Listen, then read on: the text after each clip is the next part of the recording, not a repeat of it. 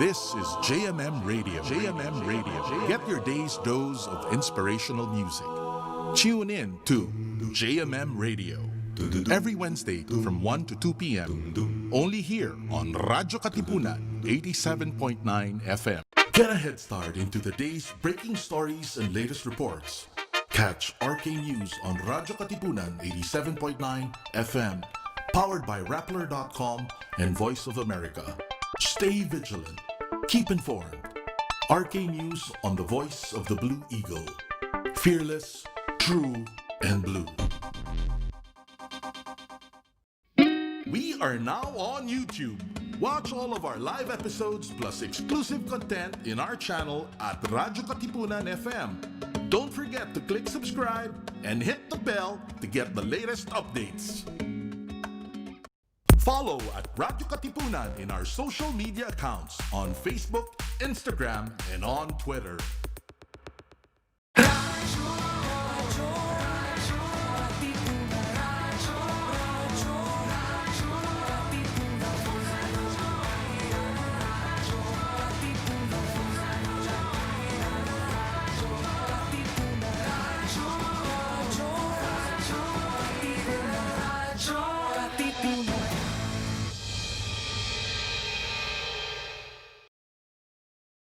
Radyo Katipunan 87.9 FM.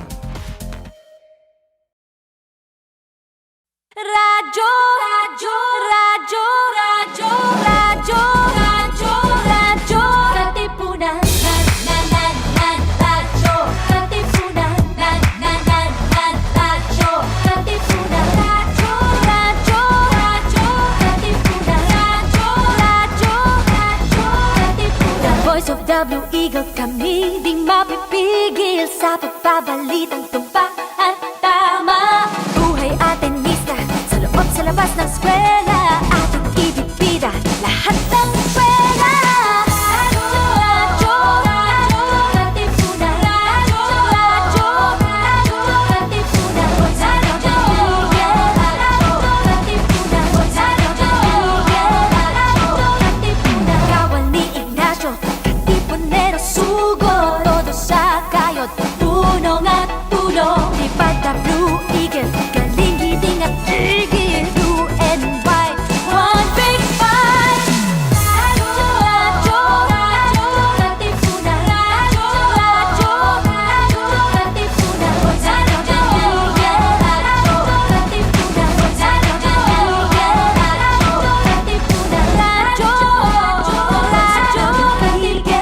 radyo, Katipunan.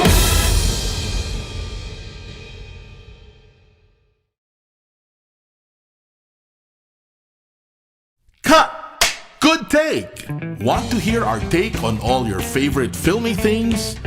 Tune in to Clapback, the radio show for film critics, production news, pop culture, and social commentary.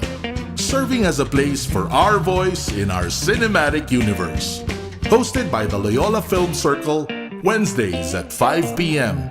Only here on Radyo Katipunan 87.9 FM. Action!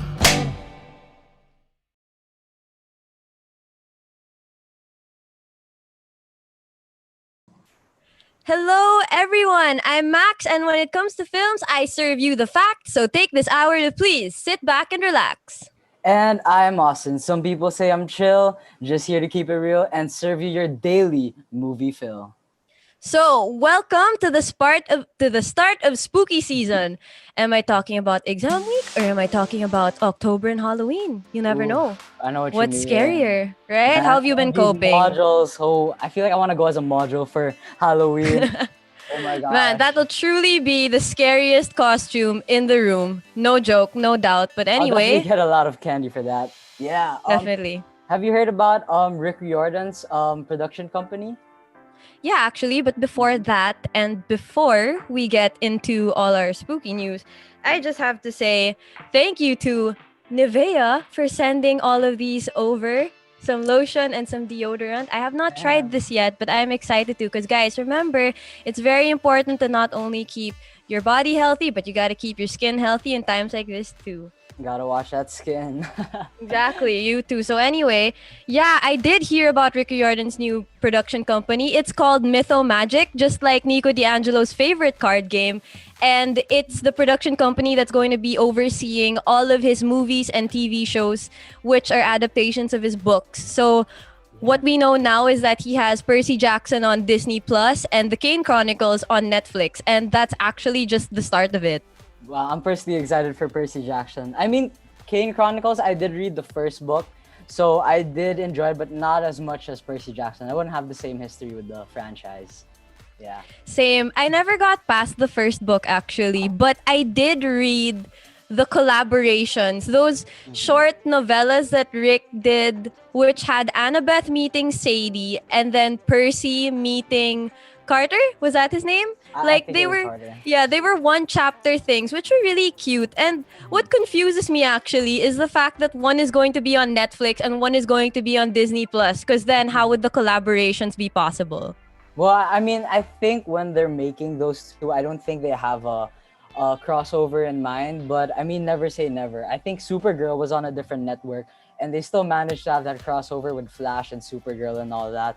So it's really not in the it's in the realm of possibility that they actually can get a crossover.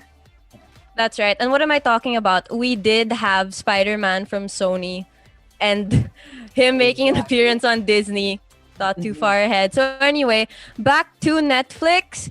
The Cobra Kai season 3 trailer dropped. So if you have not seen it yet, like you have not seen the show, Yes. just watch it already. It's embarrassing that you haven't yet. Like seriously. And Yeah, they did I heard confirm. some things about it. Yeah, exactly. And they did confirm that they are going to start production on season 4. So that's something to look forward to. I love that Ralph Macchio. Of course. Oh, and Kimi no Na, if you haven't heard, the live action movie just chose its writer and director, Lee Isaac Chung. Who- Yes. He sounds Chinese, but apparently he's Korean or Japanese. He's somehow. Korean, actually. He's a graduate of ecology in Yale, and he's a relatively new filmmaker. Like, he's been around, but most of his projects have been TV shows and short films. So I think this is going to be one of his first feature-length movies. Not the first, but one of the first. So it's something to look forward to. I'm still very interested in seeing it, especially because J.J. Abrams is a producer alongside the original producer, Genki Kawamura. So I want to see what direction this is going to take. That's for sure. I mean, like, you know how anime-inspired live-action films always have this history of kind of disappointing the audience. With exception to, like, I heard Alita was really good. So I guess maybe there's a certain change in how anime-inspired Western films are being portrayed now, or how they're being shown. So I guess that's pretty. I hope Kimi no Na wa is one of those movies for sure. I have high hopes, actually. I really like Kimi no Na wa, and it's such a nice story. So I really hope that they pull it off. For sure. I love how it goes, like, romantic, like a romance movie, and then you're like, oh wait, it's actually like some sci-fi in it. So I really like how Kimi no Na wa did do that. Also, if you guys didn't know, Lion King 2 is actually in the works with Moonlight director Barry Jenkins. Yeah. Another thing I kind of have high hopes for, because Barry Jenkins is a really good director, so it's going to be a very different take from the first Lion King. But my hesitation is, do we really need a Lion King sequel in this format, given that it's not actually live action, it's just a different type of animation? That's so, true. And there's actually an old Lion King, right? Lion King exactly. It was a trilogy. So for me, like, unless they're coming up with a completely new story, is this really necessary? That's true. And I honestly was not the biggest fan of the first Lion King movie. And I always felt like I found The Lion King 2 personally to be a pretty good sequel. I didn't find it to be lackluster compared to other sequels like Aladdin 2. So the fact that they're going in a different direction, and they even have like a Mufasa's origin told in flashbacks, it's a bit scary, you know, with this Lion King being a classic as it is, and then having maybe Mufasa flashbacks not turn out the way you want them to be. It might just ruin the whole franchise for you. So it's a bit tricky, in my opinion, like going with Lion King 2 the way they are. Yeah, it's a big risk. But what they could do is they could turn it into a prequel instead of a sequel. Like, I think people would like to see a Mufasa spin-off or his origin story told as his origin story. Like, make it a Mufasa movie with James Earl Jones coming back to be That would be Mufasa, really cool. right? Maybe we could see some younger years, life Ooh, some before Jeremy Simba. Irons.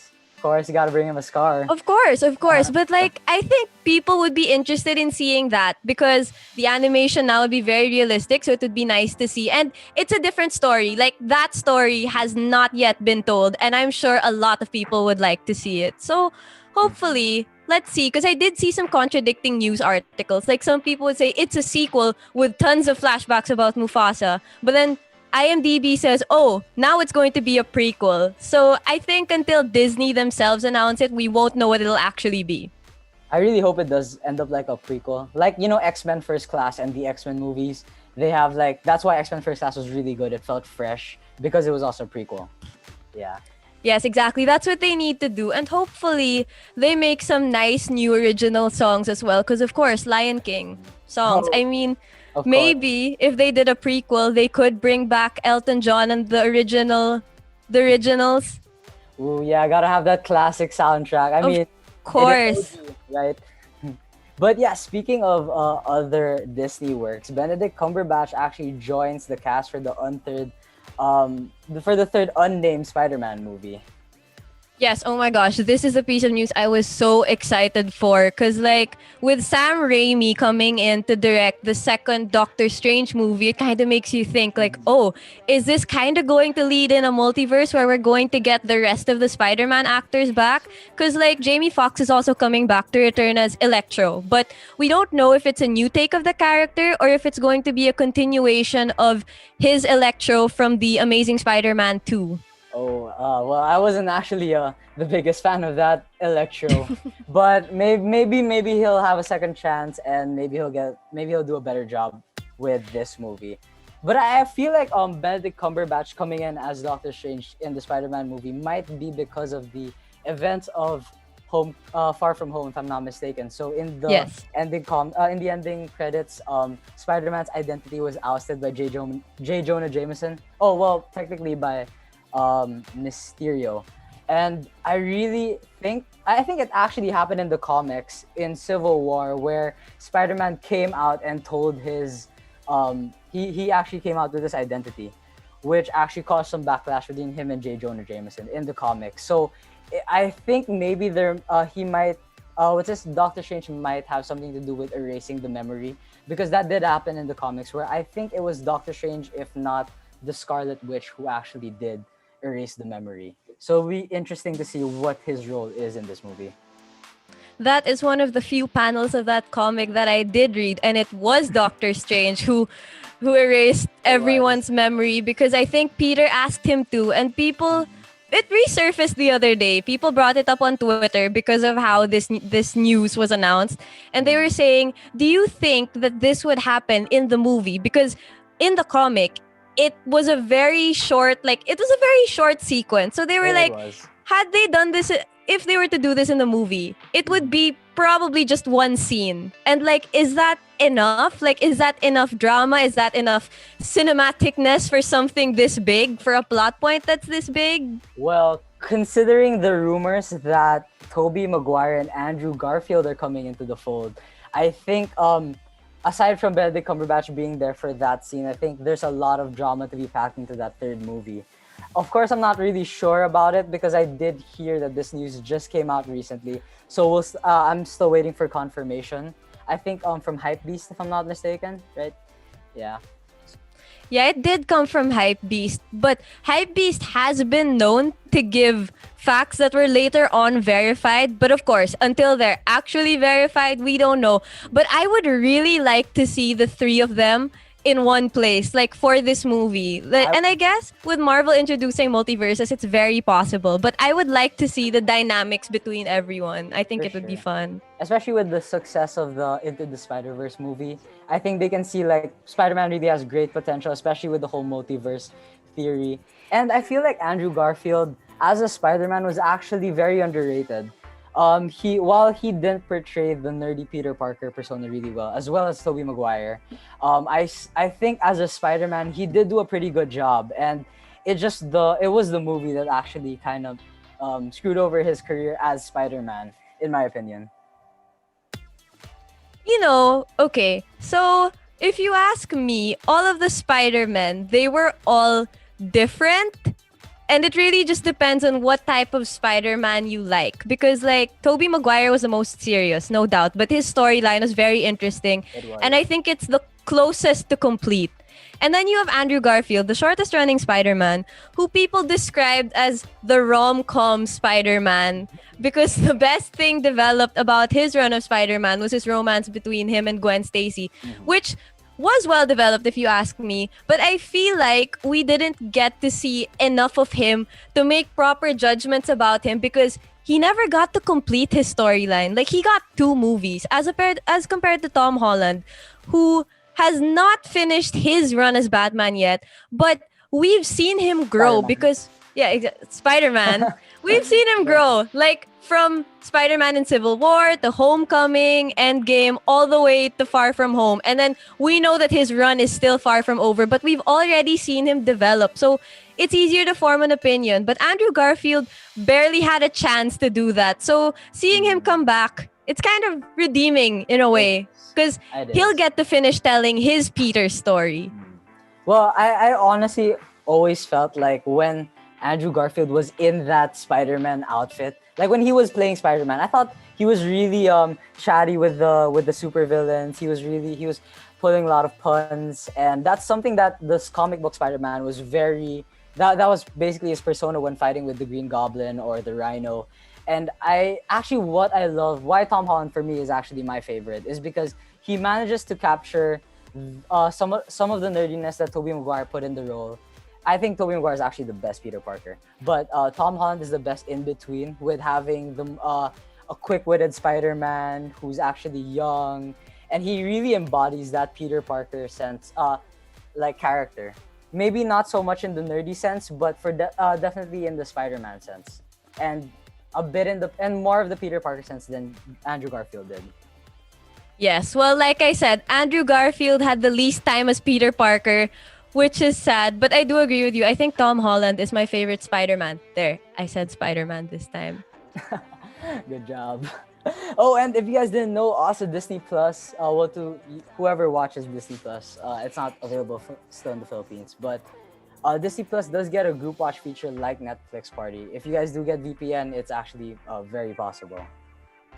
Man, I wish we had Disney Plus available here, and I wish we could do that. I mean, Netflix parties are so fun. So, like, Netflix parties with Disney movies, come on. That's the closest to, like, those preteen sleepovers that we used to do. But, well, unfortunately, we can't watch any of the Disney Plus right now. But speaking of things to watch, what have you been watching recently? Okay, so before I answer this, I just wanted to say, hi, Jansen. He says hi to both of us. Oh. So, hello, Jansen. Hey, thank you. Hey, Jansen. Also, if you guys have comments about any film news, what you guys think about Spider-Man, what you guys think about the Mufasa movie, leave them in the comments so we can read them out later.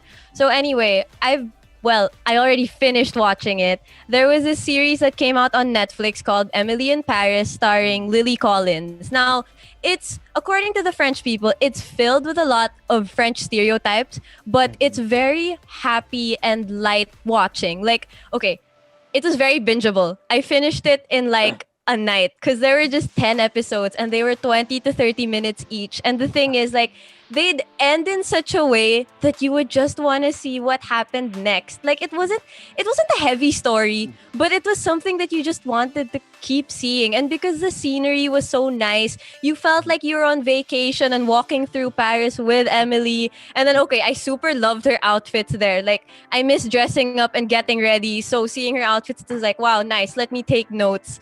Felt like a nice vacation. But of course, I kind of wish that they focused more on the fashion aspect of the show, or like the business subplots, instead of the extra unnecessary love interest, because, you know, Paris, City of Lights, romance and stuff, they injected more love interests for Emily than necessary. That's not really a spoiler. I mean, it's in the trailer and everything. But like, instead of focusing on those, I kind of wish they played more on how she used to be a marketing student, and it was because of that she got her job in Paris. So I would have liked to see more of her character using that, and I would have liked to see more of the fashion designer character, because there was this fashion designer who's in like a mental block, but he needed to prepare for Fashion Week, and his character was really funny. Like, kind of reminded me of think of a nice version of the chef from Ratatouille that Ian Holm voiced. He was that type of character. Like, really, really funny. Loved crepes and stuff. Like, really funny. I would have wanted to see more of him and his design process instead of that. But, hopefully they get renewed for a second season, so we do see that. So anyway, what have you been watching? Well, for me personally, I think it would be like a complete 180 with what you've been watching, because I've actually been checking out the sequel to Haunting of Hill House, which is The Haunting Oh my of god, scary. It is really great. To those who love horror films or horror TV shows, Haunting of Bly Manor is a really good sequel to Haunting of Hill House. They're kind of different. There are some similarities, of course, but I'd say how the story progresses is quite different with Hill House, and they each deserve like a lot of praise. And I think like if people are hyping it up, I'd say it deserves the hype. In my opinion, I really like it. Unfortunately, I haven't actually finished. I'm at the last episode, the second to the last episode. So I have yet to find out if Hill House is better or if Bly is better. Okay, so just a question, as if I'm gonna watch it, but like maybe if I mustered the courage, how are they different? Well, I think what I'd see in Hill House is in Hill House it comes in the form of flashbacks. So the family is haunted by a past that did happen in Hill House, and one of the siblings actually did make a lot of money writing about the ghost story, which caused a lot of conflict in the family. So that's a very different approach with how Bly was working. Bly is actually a family where they were staying in Bly Manor, and the parents actually went through an accident when they were abroad. And what is interesting about it is a lot of the plot lines and stories are actually quite different. But one thing I found that's really similar is they have this theme of cycles. So like in Hill House, there's this one episode, spoilers to people who haven't seen Hill House, where one of the siblings actually ends up haunting herself. So there's a ghost that they show in the TV show. Spoiler. Yeah, I did say spoiler alert. Yeah. So what happens is you find out at the end of the episode that she's haunting herself. And in Bly Manor, again, spoiler alert to anyone who hasn't seen it, there is something of that same caliber. You'd see a lot of characters trapped in memories or trapped in what can be seen as like a deja vu. So you have this feeling of being trapped that brings this element of uncertainty. The fact that you can't escape from this nightmare is, I think, what makes Bly and Haunting Hill House really good. I mean, they're just little parts, but I think it's the little things that add to the ending that make it really good. Man, you should have just streamed both of the shows right here, right now. That was very detailed. Right? Kidding. Right. So anyway, that's actually the perfect segue into Halloween. Like we said, spooky season. So quick bit of history. So nowadays we associate Halloween to pumpkins, trick-or-treating, which unfortunately we won't get to do this year. Scary movies, ghosts. It actually started as a holy Christian celebration. Hallow in Old English means holy or sacred. So Hallows Eve or Halloween means the evening of holy persons, which refers to the eve before All Saints Day. Oh. So it's like Christmas Eve to Christmas, basically. Oh, I was thinking Christmas Eve to All Saints Day. I don't know. Why would you think that? I literally just said eve off and then the day itself. So anyway. Okay, yeah, you got me there. So anyway, All Saints Day to honor the departed. So in the Philippines, we know that that's a day that a lot of people visit their dearly departed loved ones by visiting cemeteries or crypts, lighting candles. Some spend the day there in prayer. And then in the recent years, Filipinos have also adapted like the festivities of Halloween, like decorating, and of course, everyone's favorite, trick or treating. So people in the comments, let us know your favorite Halloween movies, the stuff you watch every year, your picks, your favorite horror movies to scare us. All right, and we'll say ours. So for every horror movie Austin's going to say, I'm going to counter it with something very wholesome and very autumn. Let's go. Max, why don't you start us off? What is your movie?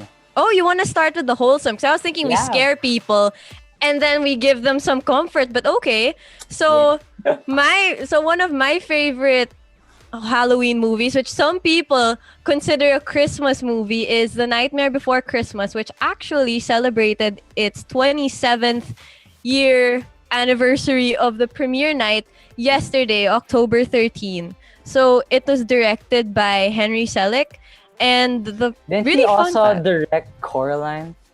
he did actually, but I think we can get to Coraline later because what I want to say is one really fun fact about The Nightmare Before Christmas is that Danny Elfman, the guy who scored the movie, was also Jack Skellington's singing voice. So he did a lot of work on this movie. I mean, imagine scoring the whole thing and then also singing the whole thing. That's true. Oh, and actually, I feel like Nightmare Before Christmas is one of the few movies that Disney hasn't touched yet for a reboot. And Actually, there's a story as to why. It was Tim Burton because, okay, obviously this was a Tim Burton movie. He didn't direct, but he did write and produce. And Tim Burton spent a few years convincing Disney not to make a sequel. And it was only... So imagine this movie came out in 1993. It was only in 2001 that Disney finally said, okay, we're not going to touch it. We're not going to make a sequel. Let's keep it as is. Oh, well, thank God, because I actually really like the film, and with Disney's current slate of live actions, I'm happy that they can't touch this one. Yes, actually, I really like the animation of this one and the story. Like, I love Jack Skellington's character because look at him. He's a skeleton and like he's supposed to look scary, but he loves Christmas. Like, he got tired of the Halloween scaring and just wanted to be happy, play in the snow, have Christmas. It's so funny. Like, it's so ironic. I love the dog too. I love the dog. I forgot the dog. name of the dog. And also, what's her name? I think Sally. Sally. Sally was really cool there. For mine though, I think a good comparison to a really scary one would be Hereditary by Ari Aster, who also made Midsummer. I find it to be such a great horror movie, especially because I haven't seen a lot of good horror movie recently. Like the last Hereditary was actually one of the last really good ones that I saw, and it's really long for a horror movie. It lasts like maybe the first half is maybe an hour or an hour and 30 minutes, and it talks about like the death of a family, and the second half is just it goes to this transformation to how the main character becomes all the paranormal things that do happen to the main character. So I really think it's a really good horror movie. You know, for a comm class, we had to talk about both Hereditary and Midsummer. And like, okay, I was too scared to watch both of them because like I saw one scene of Hereditary and it freaked me out. Like everything about it, the acting, the darkness, everything. And then Midsummer, Were you able to analyze it though? I winged it. Anyway, like I said, what I like though about getting to compare the two from the scenes that I did see is how different the direction was. Like in Hereditary, you were scared because everything was hiding in the shadows. Everything is dark. Everything is like you can't see anything and you don't know what's about to come at you and what's going to appear. Whereas in Midsummer, everything is in the light. So it's so hard to like it's so hard to hide things. Everything is in front of you, and that's what makes it so scary. See? I'm gonna be honest. Contribution. I'll be honest though, I did not find Midsummer that too much. It didn't rub me the right way. Basically, I found Midsummer to be it wasn't scary. Basically, I didn't find it scary, and I found it was like I kind of saw it as like a commentary on like cultures and how they celebrate festivals rather than like Hereditary. I found it to be an actual like really scary movie. Well, people do say, and Ari Aster, the director, he himself said that Midsummer is supposed to be a breakup flick. So we kind of need to take that into account.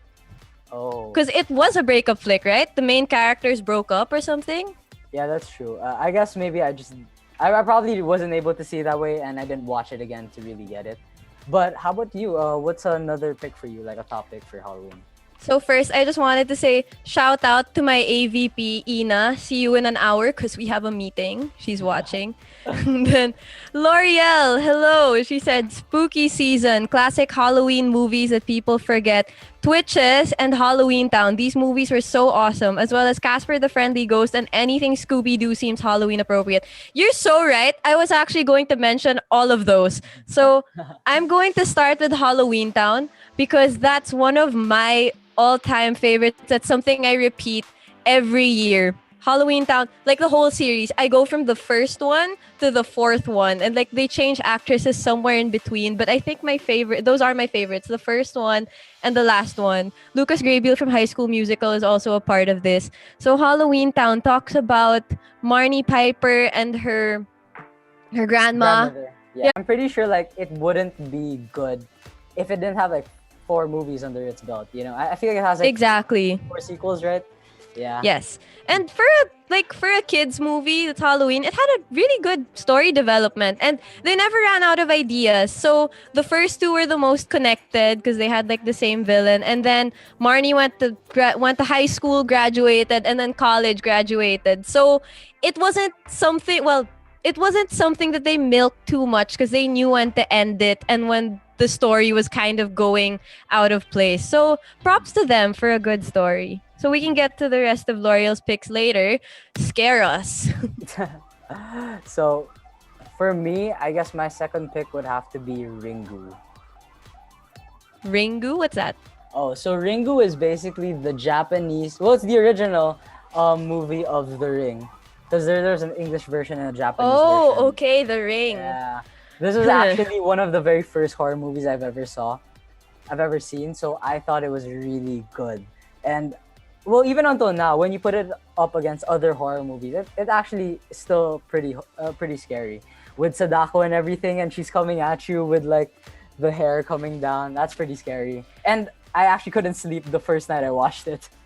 Very iconic, actually. I mean, that GIF, I can see it in my head so clearly. Like, that's something that comes out on Facebook, Twitter, Tumblr, Instagram, everywhere. That comes out on October 1st. It's practically tattooed to my brain. It still freaks me out Especially the one every with the eye, time. right? There's like an eye, and then it's all hair. I always see that poster. Let's not. Time out. All Time right, out, please. You know what? Let's go to yours. What's on your next Anyway, one? some shout outs. So hello, Tita Jane Andres from Gold Coast and Kuya Domeng. Thank you for watching. Okay, so back to L'Oreal's list because it's practically identical to mine. Twitches. So it's about these twin witches who were born on Halloween. Now it's been a while since I've seen that because I don't have Disney Plus. And it's hard to find, but I remember being really young and enjoying watching that because like the concept is so cute. Like they're twins, they're witches, they find each other. One has power from the sun, one has power from the moon. I agree with you, I L'Oreal. actually It's didn't very get to watch underrated. it. That's one of those, that's one of those Disney movies that you hear so much about, but I mean, I myself has never seen it. Add it to your list. You've got Disney Plus. Light watching, very light watching. Mm-hmm. I guess for me, another film that I would say is really good is Suspiria. The old Suspiria, though. I like the old one from the 70s. It was made by an Italian director, Luca Guadagnino. But I don't know if I'm butchering the name. But if you guys saw Call Me By Your Name, it's the same director. And yeah, actually, it's weird, right? Like a romantic romance movie and a Opposite horror movie, ends. right? He's really well versed. This movie is actually really good because it's such a colorful and vibrant horror movie in comparison to others. Like with other horror movies, it's usually like really dark and gray. But like this one was like just beaming with color. It was like La La Land, but a horror movie.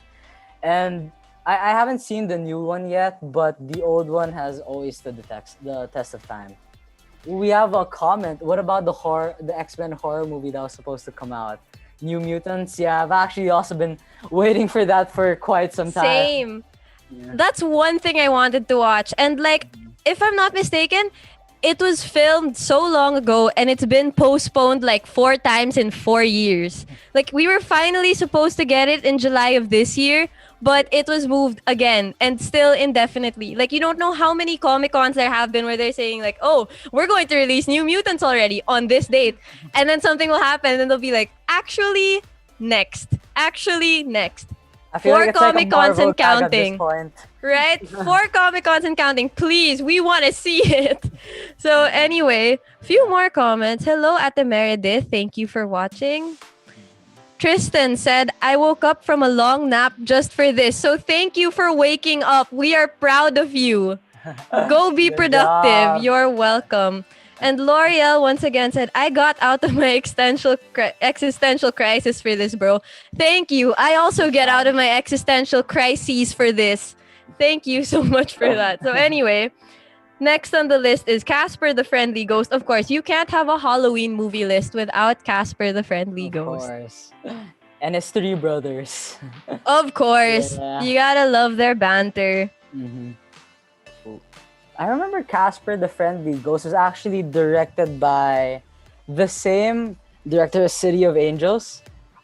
If you guys know that, it's the song with Iris from the Google Dolls. Yes, wait, that's the Nicolas Cage movie, right? Where he's an angel?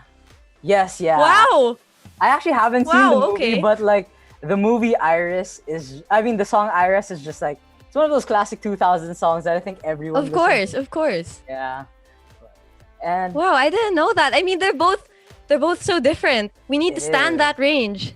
I also think he made Lemony Snicket's A Series of Unfortunate Events. Yeah, there was an old movie of that back then. Not the Neil Patrick Harris one now. Oh, that's what I was thinking Oh, of. Okay. no. There's an old movie about it before. And it was also made by Brad Silberling. Yeah. All right. Okay. Any more horror movies?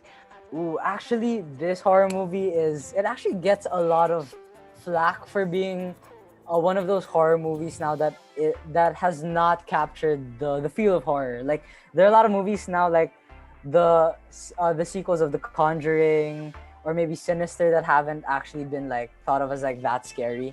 But I find this movie to be scary, which is Insidious.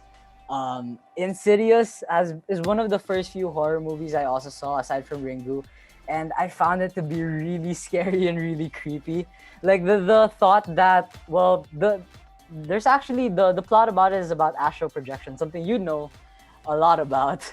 And like it shows like the scary parts about astral projection. Like they'd show basically like if you go astral projecting, you'd see a lot of ghosts, and they portray the ghosts in a very scary way and a very creepy way that I still don't really get over some nights. So it's definitely one to watch for Halloween. You know that meme that I'm in this picture and I don't like it? Let's move on. I've heard so much about Insidious. I have spent the past how many years staying as far away from it as possible because I am scared. You have gotta watch it. And You this have to. year, no difference. I will still avoid it at all costs. I love Halloween, but I don't like freaking out. Oh, one of these So- days, we're gonna get you to watch this, or I'm gonna get you to watch it personally. Absolutely not. If this stream gets 100 reacts, maybe I will think about it. All right, you guys know what's up. Okay, 100. 100 reacts, and I will watch Insidious Come on, guys. we by can do it. myself.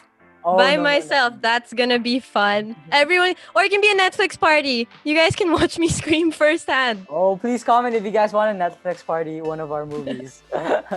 So, what's a movie for you that you'd be okay with watching? Okay, well, clearly I like rainbows and unicorns and pumpkins. Well, anyway, I just want to acknowledge some comments. So, hi B, My sister, Isabella Madero, has commented. And L'Oreal once again said, first horror movie I ever watched, Paranormal Activity. Okay, I tried a few seconds of Paranormal Activity and I bounced. Like, seriously. Back to things I can actually watch. Just a while ago, actually, I was watching Hocus Pocus, directed by Kenny Ortega. See, light Halloween watching. I mean, it's very storybook if you ask me, and it's very how do I say this? It's a very American take on Halloween, like from the setting to the season. I actually haven't seen Hocus Pocus. It's really that with Twitches, those two movies. Yeah. Both Disney. Clearly, you need to reevaluate the movies you watch in Halloween. Clearly. Very wholesome. Mm-hmm. Yes, exactly. Very wholesome, very magical. The three witches are funny, and the kids are also funny. There's a cat. They give me like Sleeping Beauty vibes, like the three fairies. Oh yeah, the three fairies. Well, they're fun. The three witches are fun. And then I guess I'll sneak this one in to save time. Hotel Transylvania. That's something people like to watch Halloween. And I love it. I love the first movie. Like the first movie, everything about it was cute. Like the story. I love the cast. Like Adam Sandler as Dracula. Yeah. Funny. Really funny. Like the comedic timing for an animated movie. Especially with all of Adam Sandler's stuff right now. Exactly. This is the Halloween Adam Sandler I like. Not the Jack and Jill Adam Sandler. Not the Hubie Halloween Adam Sandler. Oh yeah. This is the Adam Sandler. I'd say Adam Sandler in this film is a step up with his recent films, like Grown Ups and all that. It didn't hit the mark compared to his old films like Anger Management and Big Daddy. And it's pretty cool to note that the director of Hotel Transylvania also made Dexter's Laboratory, Samurai Jack, and Star Wars: The Clone Wars, the animated one. Oh, really? Yeah, right. I was actually didn't know that. Surprised about that myself. So, yeah, good on him. Nice. Okay, wait. Some comments, since we have a number of comments. So, oh no, I think people are jumping on board the Make Max watch Insidious. I should have kept my mouth shut. Yes, anyway. Come on, guys. We can do it. Anyway, hi Minette, and thank you for backing me up on love for Hotel Transylvania. I mean, Selena Gomez did a good job as Mavis also. A very iconic Halloween costume for many. Hello to Ate Sylvia and Miggy Mads. What's up, Toyo? Clearly, I'm good, trying not to be afraid. What's up with you? Let us know in the comments. And I know you have an arsenal of Halloween movies, so please let us know. Okay. Are you gonna scare us, or are you finally going to give us something watchable? Ooh, I don't think I am. With my last pick, it's probably one of my favorites, which is The Shining, directed by Stanley Kubrick. Oh no. Oh, this is honestly really good. But what's actually really funny about this is the author, The Shining is actually based off a Stephen King novel. And Stephen King absolutely loathes the movie. He does not like it. He thinks that Stanley Kubrick really misinterpreted his book. And because there are a lot of big differences in the movie, with the main character being one of them. So in the movie, the movie does have a happy ending, and the main character does get out of the situation happy and with his family. But in the movie, it takes a drastic turn when Stanley Kubrick makes the lead character go crazy. So it's a big change and also caused a lot of like conflict between the two.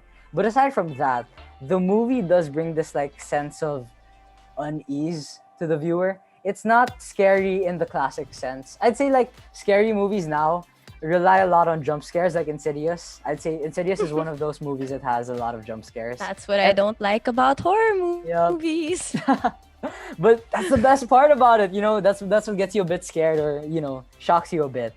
For me though, what was really good about The Shining is throughout the film, it's not like you're scared for a moment, then it's fine again. It's like you're on edge the whole way until it ultimately concludes, where you see Jack where he is. And I definitely think it's a really good film people should watch. Isn't that even worse because you're tense the whole time? Well, that's what makes a good horror film. So I think right. Yeah, I think that's what makes The Shining really good. And that twin scene is really scary. The one where Danny is biking around the hallway and he sees Careful, spoilers. Ooh, Well, it's spoilers, been by the out way. for a while. It's been out for a while, so That is true. And do you have any other films that you'd like to tell us about?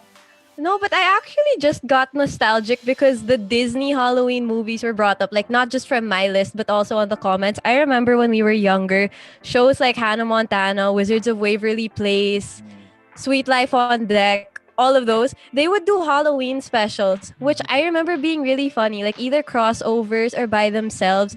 And I would always enjoy watching those. Like those were always something to look forward to on Halloween. So For sure. And as a kid, I actually really loved Scooby-Doo. I think it was in the comments a while ago. Scooby-Doo. Scooby-Doo was really great. I actually used to have a huge crush on Sarah Michelle Gellar, who played Daphne.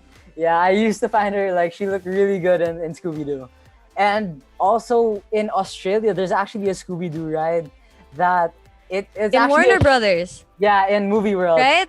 Yeah. Yes, in Movie World. I actually got I got a bit of like a grudge against that place because when I went there I was so young and I wasn't tall enough to ride the roller coaster. So I was really annoyed. I think I was 4 at the time. So I think a 4-year-old is not really like suited to ride roller coasters. So, but I didn't understand it at the time. So I was just like, oh, I can't ride this. I love Oh, you poor Scooby-Doo. thing. Yeah. Go back and see if you're tall enough now. Good luck. Oof. Well, after the pandemic, maybe. Actually, speaking of Scooby-Doo, they did just release a new kids movie called Scoob. And like the animation is really cute. Like they're all smaller and cute. It's not the usual Scooby-Doo animation. It's like Scooby-Doo cartoon make them cute, if you know what I mean. Like they're rounder and small, almost Funko Poppy. I want to see it. I want to see it. It actually looks really noticed there's cute. a lot of like old shows that are coming back into light. Like just I think last year, The Addams Family came out with an animated series. Which Yes, they did. wasn't Hanna-Barbera, but they did also get an animated animated show, and they did get to interact with Scooby-Doo. So it's really good to see. I mean, maybe we'll get Flintstones in the next few years. Who knows? Oh yeah, that would be nice. I'd like to see the Looney Tunes come back actually. Ooh, Looney Tunes, Space Jam. Yo, Right. I'm still waiting Yes, for that exactly. LeBron James Space Jam. But yeah, something like Space Jam or like Looney Tunes back in action with Brendan Fraser, something like that. I just miss Looney Tunes content. For sure. Yeah, I felt So like Brendan anyway- Fraser just like fell off the face of the earth. He's actually in one of the DC shows, but like we have 5 minutes left, so I think we gotta talk about the movies that are coming out that people can Oh. see for Halloween. But anyway, I just wanted to say hi to my ninong, Tito Junie. Hello. I'm still laughing at your video for my mom's not birthday. It really gets me, like just thinking about it. And then, yes, Hearts for Wizards of Waverly Place. I agree. From Minette, and then from Classic. L'Oreal. Does Twilight count as a Halloween movie because of vampires? I guess so. Debatable actually. I mean, when you put it that way, like some people consider Labyrinth, Jim Henson's Labyrinth, the one with David Bowie and Jennifer Connelly, though it didn't take place in Halloween because of the creatures and because of the visual language of the film. People like to watch it in Halloween because it contributes to the vibe.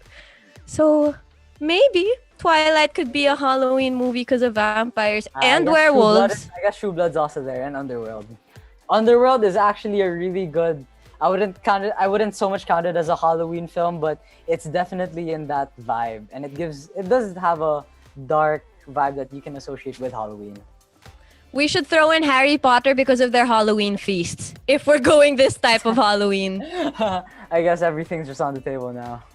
Yes, well, anyway, I think the Halloween release that I'm most excited about is Roald Dahl's The Witches, which will be on HBO Max on October 22, starring Anne Hathaway, Octavia Spencer, Stanley Tucci, and narrated by Chris Rock.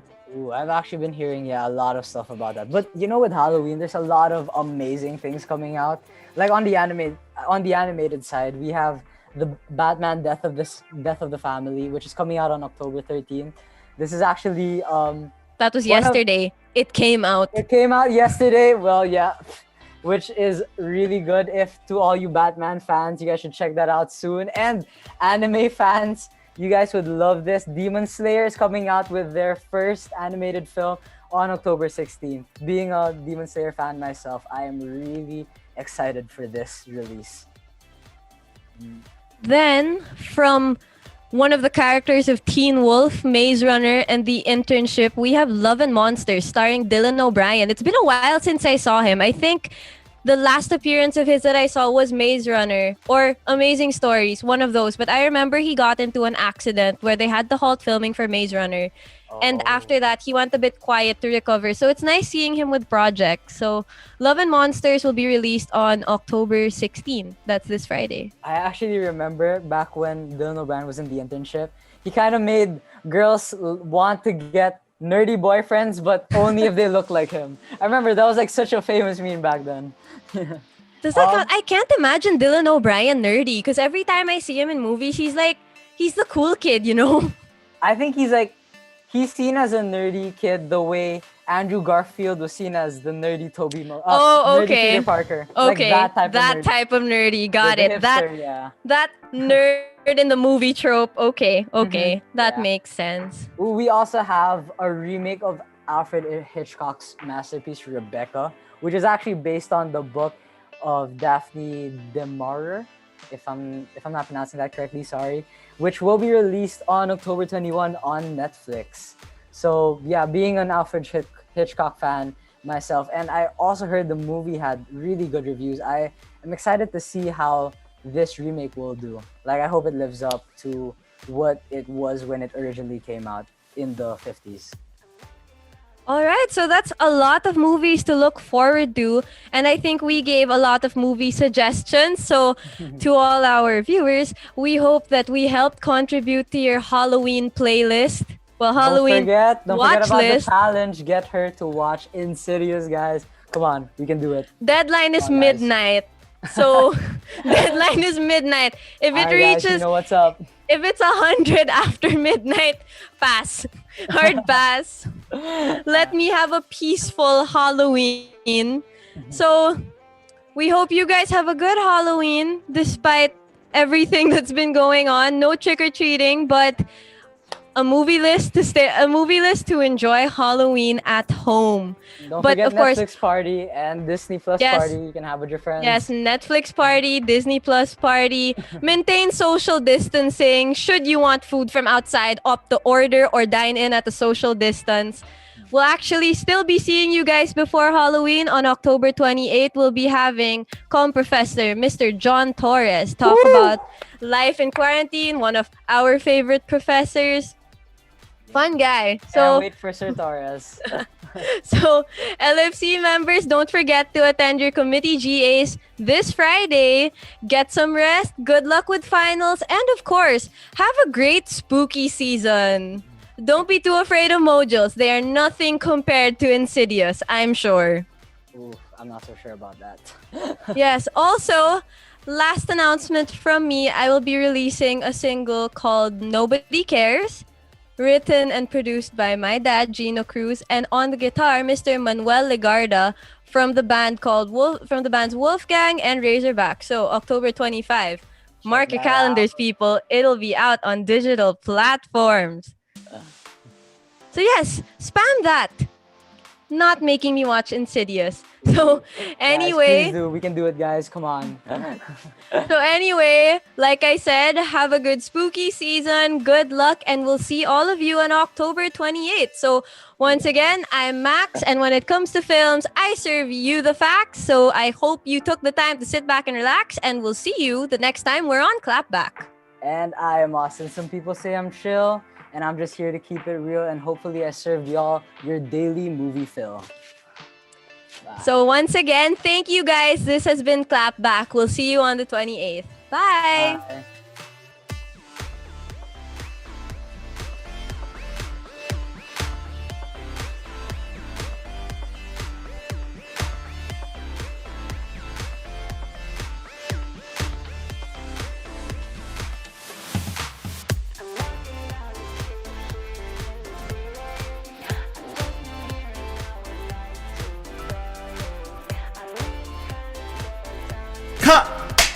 take. Want to hear our take on all your favorite filmy things? Tune in to Clapback, the radio show for film critics, production news, pop culture, and social commentary, serving as a place for our voice in our cinematic universe. Hosted by the Loyola Film Circle, Wednesdays at 5 p.m. Only here on Radyo Katipunan 87.9 FM. Action!